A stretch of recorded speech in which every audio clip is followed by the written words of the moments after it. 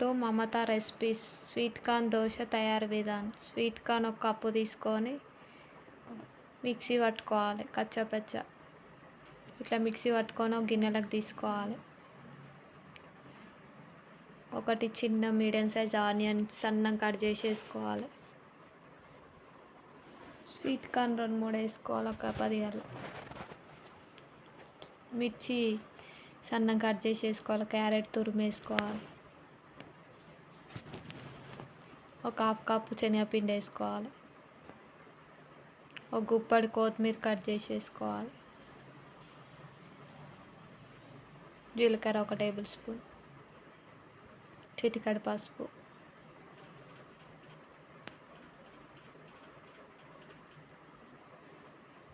Chilli flakes 1 table spoon, red chilli flakes, టేస్ట్కి తగినంత salt, water పోసి కలుపుకోవాలి. దోశ పిండిలాగా కలుపుకోవాలి. ఇట్లా కలుపుకొని కొంచెం మిరియాల పౌడర్ వేసుకోవాలి 1/2 టేబుల్ స్పూన్. ఒక 10 నిమిషాలు పక్కకు పెట్టుకోవాలి కలుపుకొని దోశ పిండిలాగా.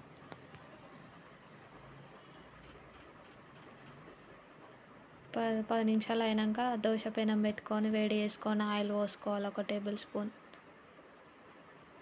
మంచిగా స్ప్రెడ్ చేయాలి ప్యాన్ అంతా ఆయిల్.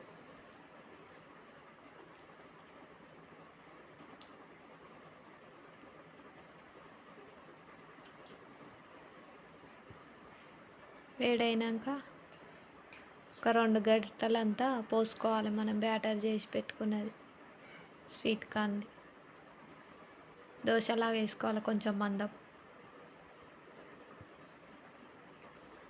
ఒక సైడ్ కాలినాక రెండో సైడ్ తిప్పేసుకోవాలి. సన్న మంట పెట్టుకొని కాల్చుకోవాలి. సూపర్ టేస్ట్ ఉంటుంది. పిల్లలు బాగా తింటారు. ఇష్టంగా చేసి పెట్టండి.